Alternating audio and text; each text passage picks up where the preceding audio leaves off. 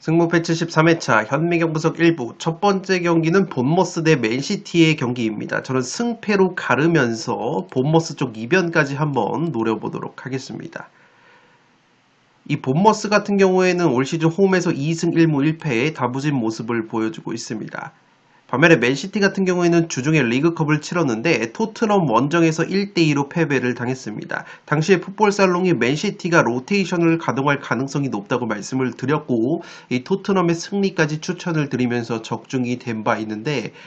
그만큼 맨시티 같은 경우에는 이번 시즌에는 프리미어리그와 챔피언스리그 쪽에 집중을 하겠다는 펩 과르디올라 감독의 의중이 짙게 담겨 있다고 보시면 되겠습니다. 그렇기 때문에 맨시티가 주중에 리그컵을 치렀지만 로테이션을 어느 정도 많이 가동을 했다는 점에서 이번 본머스 원정에는 이 체력적인 누수가 그렇게까지는 심하지 않을 것으로 보이는데 어쨌든 본머스 같은 경우에는 주중에 리그컵 경기를 치르지 않았기 때문에 이 체력적인 우위가 있다고 보시면 되겠습니다.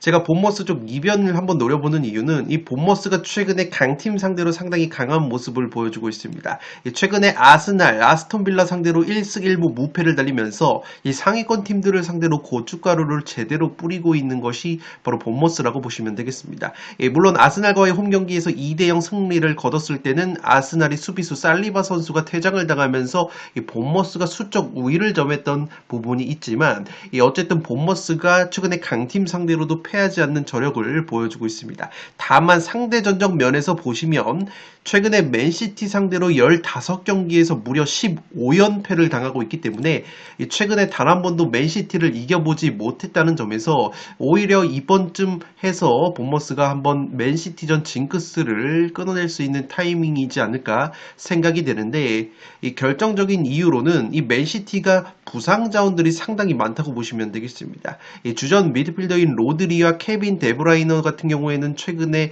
부상으로 지속적으로 결장이 되고 있고 그 외에도 측면 수비수 카일 워커 선수가 질병, 이 수비수 그바르디올과 아칸지 선수 역시 100% 몸 상태가 아니라는 소식이 있고 이 무엇보다 맨시티가 측면 자원들의 부상 여파가 상당히 큰데 이 측면 공격수 그릴리시와 도쿠 선수가 부상으로 이탈이 됐고 이 사비우 선수마저 부상 여파로 출전이 불투명하다는 소식이 있기 때문에 이 맨시티가 자랑하는 측면 크랙 자원들의 이탈이 이번 경기 상당히 큰 전력 누수가 될 것으로 생각이 됩니다. 특히나 맨시티 같은 경우에는 이번 본머스 원정 뒤에 3일 뒤에 스포르팅과의 챔피언스리그 원정 경기를 앞두고 있기 때문에 이번 경기 무리해서 부상 여파가 있는 선수들을 출전시키기에는 상당히 리스크가 있다고 보시면 되겠습니다. 지금 보시는 것은 맨시티의 최근 원정 경기 성적인데 슬로밤브라는 체급이 낮은 팀과의 승리를 제외하면은 뉴캐슬 원정에서 1대1 무승부, 울버햄튼 원정에서는 2대1로 승리를 거뒀지만 후반 추가 시간 극장골을 넣으면서 겨우 승리를 거뒀던 경기이고 이 주중에 펼쳐졌었던 토트넘과의 리그컵 원정 경기에서는 로테이션을 가동을 했지만 1대2로 패배를 당했다는 점을 고려한다면 이 맨시티가 확실히 최근에 원정에서 경기력 기복이 있다고 보시면 되겠습니다. 또한 지금 보시는 통계 같은 경우에는 지난 시즌에 맨시티가 본머스 원정을 떠나서 1대0으로 신승을 거뒀을 때의 통계인데 이 당시에도 맨시티가 점유율을 60% 이상 가져갔지만 이 본머스 역시 슈팅을 13개나 때리면서 끈적하게 0대1 한 골차 패배를 당했었기 때문에 확실히 본머스 원정이 생각 이상보다 굉장히 어려운 경기가 될 것으로 생각이 됩니다. 또한 지금 보시는 것은 맨시티 대 본머스,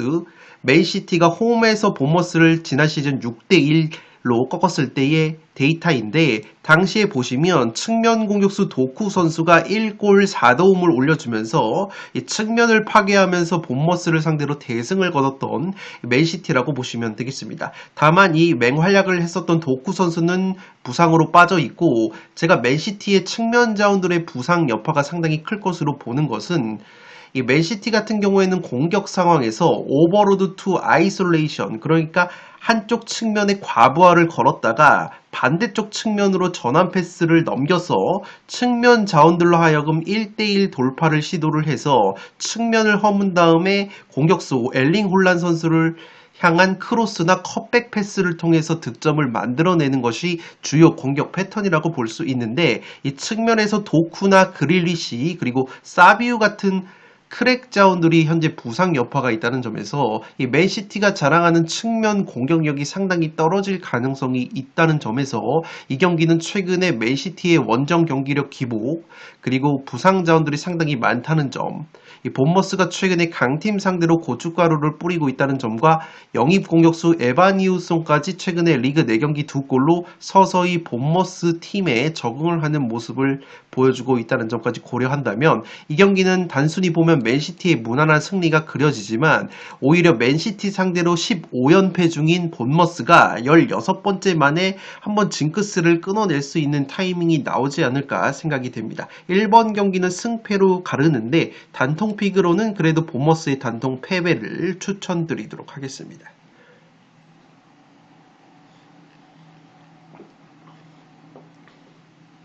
두 번째 경기는 입스위치 대 레스터의 경기인데 이 경기도 승패로 한번 가르면서 입스위치의 시즌 첫 승까지 한번 노려보도록 하겠습니다. 개인적으로 이 경기는 무승부도 보이는 경기이기 때문에 여유가 되시는 분들은 무승부까지 마킹을 하면서 승무패로 지우시던가 취향껏 무승부 마킹을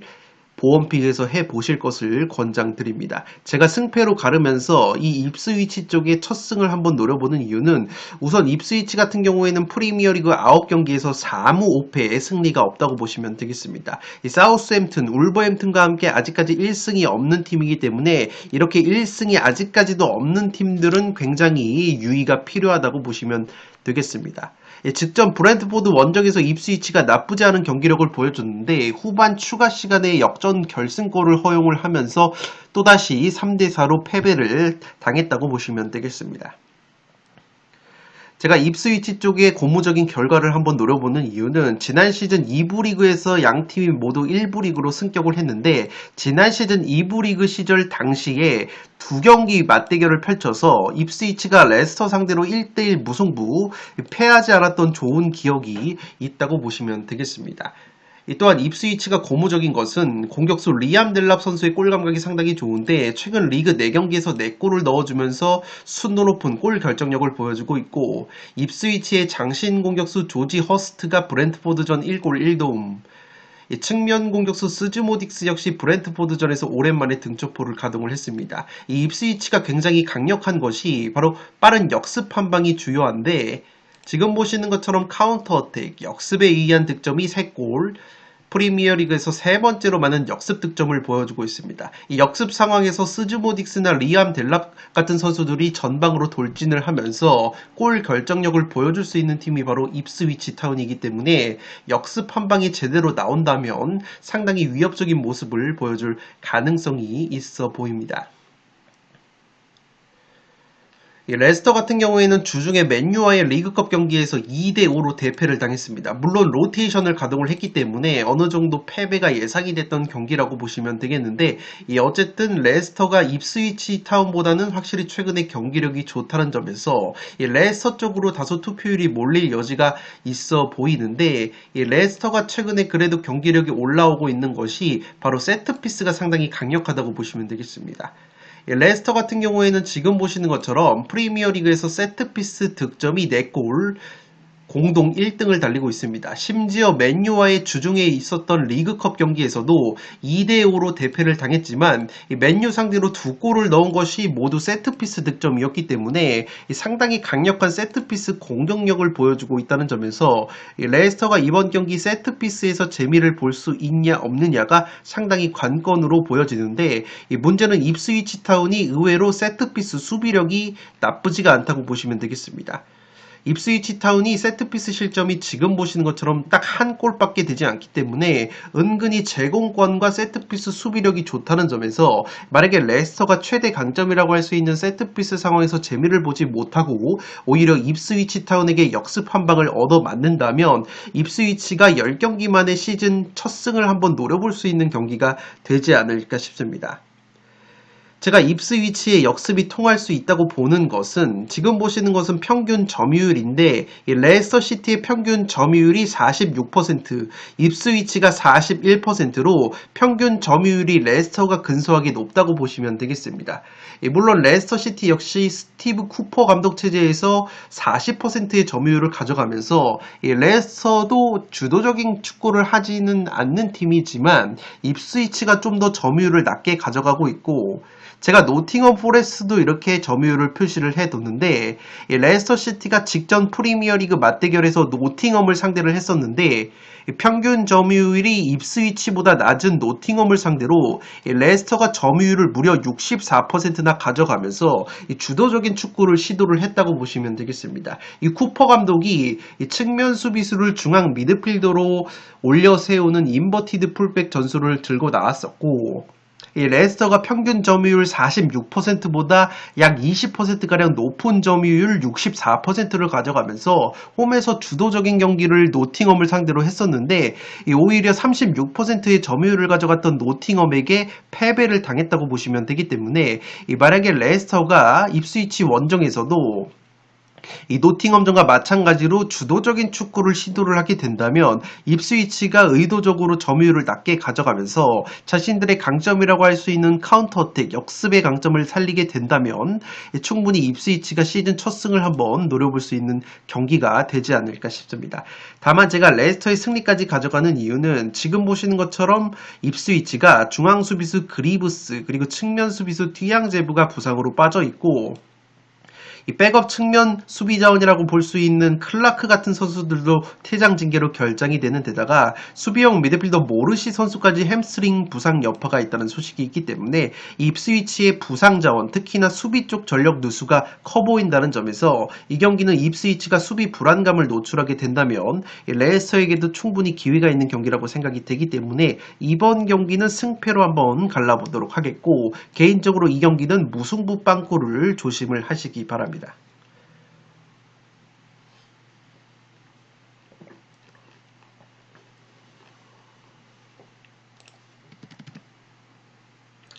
세 번째 경기는 리버풀 대 브라이튼의 경기인데 리버풀의 단통 승리로 가보도록 하겠습니다. 양팀 같은 경우에는 주중에 리그컵에서 이미 1차전 맞대결을 펼쳤습니다. 리버풀이 브라이튼 원정을 가서 3대2로 승리를 거뒀는데 양팀 모두 로테이션을 가동을 했기 때문에 이번 리그 맞대결에서는 주전자원들이 모두 출전을 할 것으로 생각이 됩니다. 리버풀 같은 경우에는 이 알리송 골키퍼가 최근에 부상으로 빠져 있고 백업 공격수 키에사와 조타 선수가 부상으로 빠져 있기 때문에 골문이 다소 헐거워질 수 있지만 백업 골키퍼인 켈러 같은 경우에도 원체 경험을 많이 쌓은 젊은 골키퍼이기 때문에 어느 정도 알리송 골키퍼의 공백을 잘 메워주고 있다고 보시면 되겠습니다. 이 브라이튼 같은 경우에는 리버풀과의 홈 경기에서 리그컵 2대3으로 패배를 당했습니다. 이 데이터를 보시면 양팀 모두 로테이션을 가동을 했는데 브라이튼이 상당히 좋은 경기력을 보여줬음에도 불구하고 2대3으로 패배를 당했습니다. 오히려 슈팅 숫자는 19대 11로 리버풀보다 8개를 많이 가져갔지만 골 결정력 측면에서 밀리면서 리그컵에서 탈락을 한 브라이튼인데 이번 경기는 리버풀이 중앙 수비수 반다이크와 코나테 같이 주전 수비 자원들이 모두 휴식을 취하고 돌아오기 때문에 브라이튼이 과연 리버풀 원정에서 2골 이상 넣을 수 있을지 조금은 의문감이 든다고 보시면 되겠습니다. 그도 그럴 것이 리버풀 같은 경우에는 올 시즌 리그 9경기 실점이 딱 5골로 프리미어리그에서 현재 실점이 가장 적은 짠물 수비를 보여주는 팀이기 때문에 리그컵 경기에서 반다이크 선수를 필두로 한 주전 수비 자원들이 휴식을 취한 리버풀이라는 점에서 리버풀의 짠물 수비가 또다시 가동이 될 가능성이 높아 보이고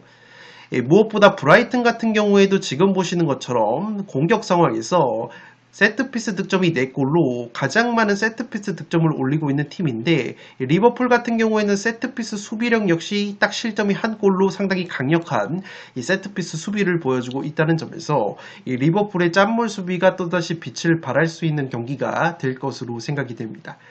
반대로 브라이튼 같은 경우에는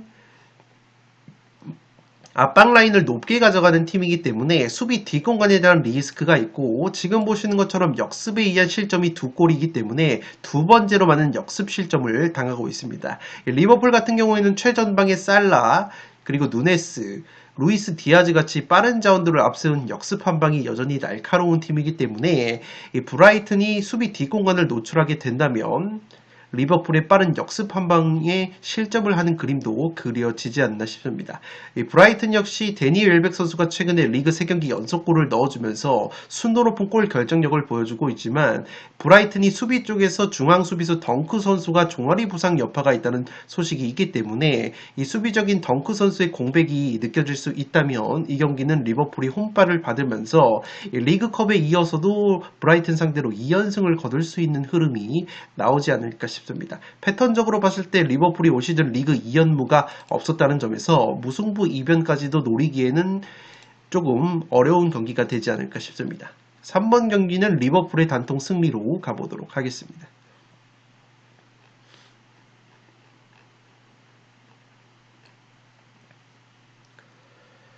네 번째 경기는 노팅엄 대 웨스트햄의 경기인데 단통 무승부로 가보도록 하겠습니다. 좀 더 매운맛으로 이변을 노려보실 분들은 아예 원정팀 웨스트햄 사이드 무패로 꺾어보실 것을 권장드리도록 하겠습니다. 이번 시즌 분위기만 놓고 보면은 노팅엄 사이드가 상당히 유력해 보이고 실제 노팅엄 승리 쪽에 투표율이 더 많이 몰리고 있지만 이 노팅엄이 부상 리스크가 있다고 보시면 되겠습니다. 특히나 핵심 공격수 크리스 우드 선수가 타박상을 입었다는 소식이 있기 때문에 이 우드 선수의 출전 여부가 상당히 중요하다고 보시면 되겠습니다.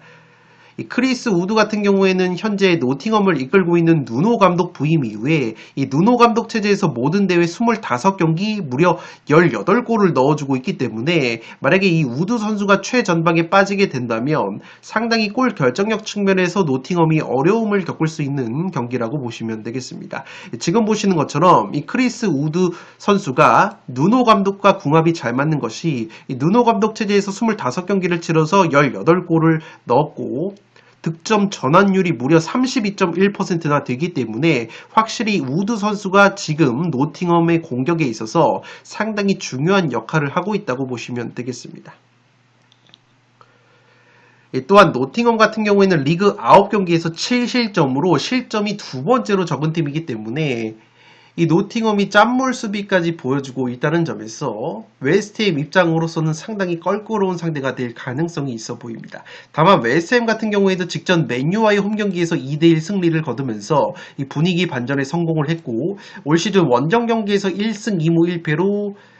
다부진 모습을 보여주고 있는 웨스트햄이기 때문에 만약에 크리스 우드 선수가 결장이 된다면 노팅엄도 쉽게 웨스트햄을 상대로 승리를 노리기에는 어려울 수 있는 경기라고 생각이 됩니다. 특히나 웨스트햄의 주포 공격수 보엔 선수가 최근에 나쁘지 않은 골 감각을 보여주고 있기 때문에 이 보엔 선수의 한 방이 나와준다면 웨스트햄도 충분히 저력을 보여줄 수 있는 선수단 퀄리티라고 보여지고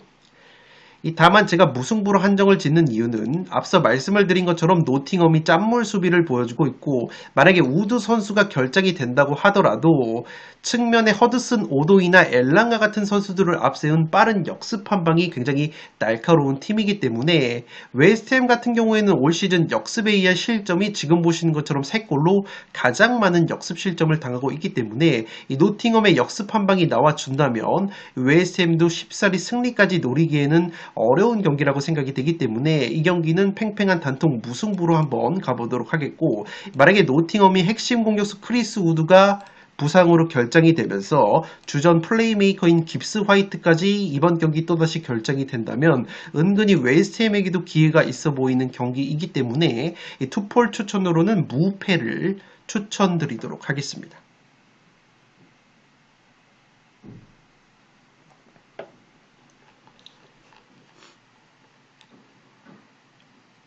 다섯 번째 경기는 사우스햄튼 대 에버튼의 경기인데 이 경기는 승무패로 지으면서 홈팀 사우스햄튼의 첫 승을 한번 노려보도록 하겠습니다. 이 투표율이 에버튼 쪽으로 다소 몰려 있지만 사우스햄튼이 최근에 경기력적으로 발전을 하고 있는 모습을 보여주고 있습니다. 맨시티와의 경기에서도 0대1로 패배를 당했지만 끈적한 수비력을 보여준 바 있고 이 주종 스토크와의 리그컵 경기에서 승리를 거두면서 이 리그컵에서는 8강 진출에 성공을 했습니다. 올 시즌 에버튼과는 리그컵에서 이미 9월달 맞대결을 펼쳐서 1대1 무승부 뒤에 승부차기 끝에 승리를 거둔 바 있기 때문에 이 에버튼을 상대로 은근히 끈적한 경기력을 보여줄 가능성이 있어 보입니다. 이 패턴적으로 봤을 때도 현재 사우스햄튼이 리그 4연패 중인데 리그 5연패는 없었다는 점에서 패턴적으로 사우스햄튼이 한번 끊어갈 수 있는 타이밍이라고 보여지고 이 사우스햄튼 같은 경우에는 그래도 공격수 아처 선수가 최근에 리그 3경기 2골을 넣어주면서 이 아처 선수가 최전방에서 골 결정력을 보여주고 있기 때문에 이 사우스햄튼의 최대 약점이라고 할 수 있는 골 결정력을 어느 정도 보완을 해줄 것으로 생각이 됩니다. 지금 보시는 것처럼 사우스햄튼 같은 경우에는 경기당 평균 기대 득점이 12골이 넘어가지만 실제 6골 득점에 그치면서 경기당 평균 기대 득점 대비 골 결정력이 두 번째로 떨어지는 팀이기 때문에 이 아처 선수가 얼마만큼 결정을 지어주느냐가 상당히 관건으로 보여집니다. 제가 사우스햄튼 쪽 승리까지 한번 노려보는 이유는 에버튼 같은 경우에는 최근에 프리미어리그 5경기에서 2승 3무 무패 상당히 잘 나가고 있지만 이번 경기 핵심 플레이메이커인 드와이트 맥닐 선수가 무릎 부상 여파가 있다는 소식이 있습니다. 현재 맥닐 선수 같은 경우에는 출전 여부를 지켜봐야 한다는 에버튼 션다이치 감독의 인터뷰가 있었기 때문에 출전 가능성은 반반으로 보여지는데 만약에 이 맥닐 선수가 나오지 못한다면 에버튼이 상당히 고전할 수 있는 경기라고 보시면 되겠습니다. 지금 보시는 것처럼 에버튼의 드와이트 맥닐 선수가 이 에버튼 팀 내에서 가장 많은 기회 창출을 하고 있고 공격 포인트 역시 3골 3도움으로 가장 많이 올려주고 있습니다. 이 맥닐 선수를 항상 강조를 드리는 것이 이 선수가 원래는 측면 공격 자원인데 이번 시즌 션다이치 감독이 측면이 아니라 중앙 플레이메이커 10번 역할을 맡기면서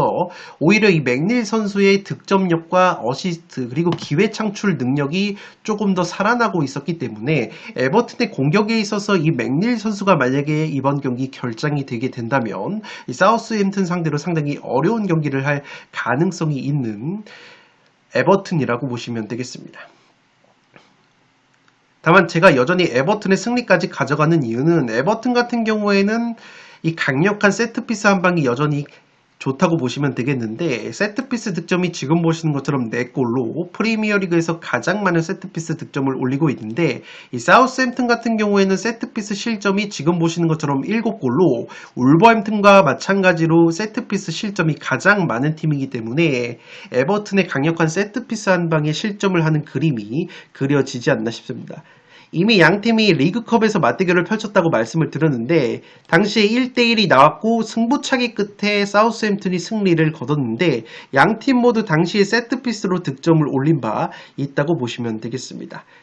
따라서 사우스햄튼이 최근에 경기력적으로 개선이 되고 있다는 점과 공격수 카메론 아처 선수의 결정력이 조금은 살아나고 있다는 점, 에버튼의 핵심 플레이메이커 맥닐 선수가 만약에 결장이 되게 된다면 에버튼이 이쯤에서 무패 행진을 마감할 타이밍이라고 보여지고 만약에 에버튼이 맥닐 선수가 정상적으로 출전이 되면서 강력한 세트피스 한 방이 나와준다면 이 사우스햄튼에게도 충분히 승리 이상을 따낼 수 있는 팀이라고 생각이 되기 때문에 이 경기는 사우스햄튼에게도 기회가 있고 에버튼에게도 기회가 있다는 점에서 5번 경기는 승무패로 지어보도록 하겠습니다.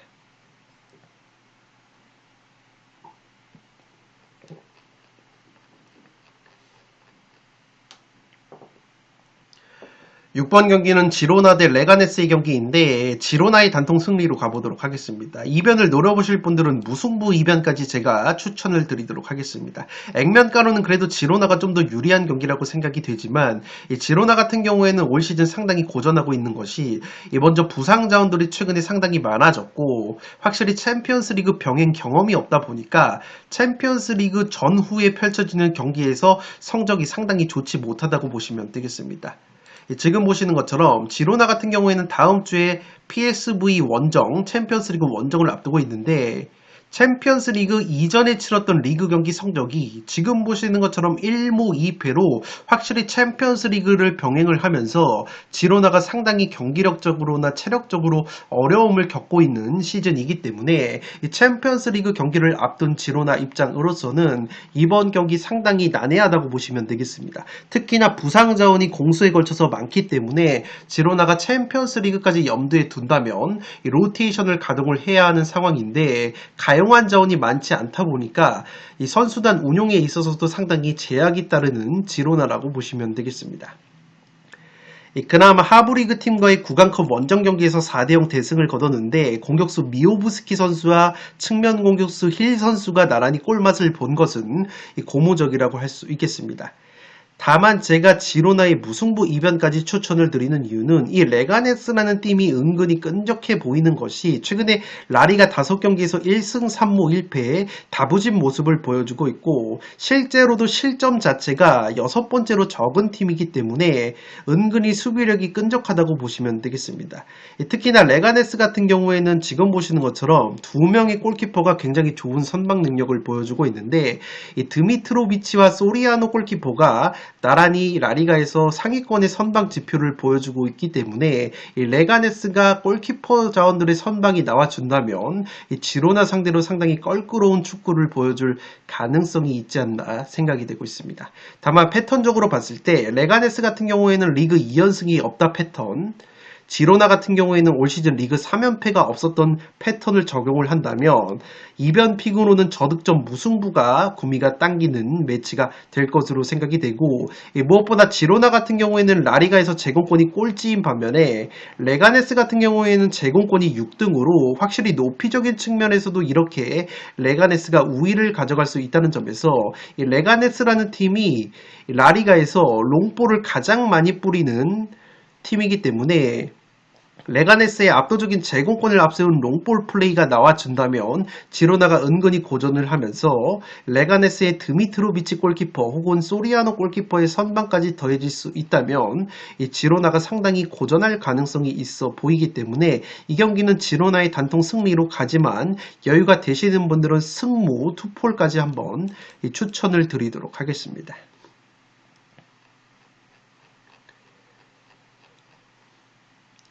현미경 분석 마지막 경기는 7번 경기로 들어온 울버햄튼 대 크리스탈 팰리스의 경기입니다. 저는 이 경기도 승패로 가르면서 울버햄튼의 시즌 첫 승까지 한번 노려보도록 하겠습니다. 이 경기 역시 무승부 빵꾸가 우려가 되기 때문에 여유가 되시는 분들은 승무패 올마킹 혹은 무승부를 보험픽에서 충분히 깔고 가실 것을 추천을 드리도록 하겠습니다. 울버햄튼 같은 경우에도 리그 9경기에서 2무 7패 승리가 없었지만 최근에 경기력적으로 다소 개선이 되고 있는 모습이 있습니다. 브라이튼 원정에서 극장골로 무승부를 거뒀고 그 직전 경기에서는 맨시티 상대로 1대1 무승부 직전까지 갔다가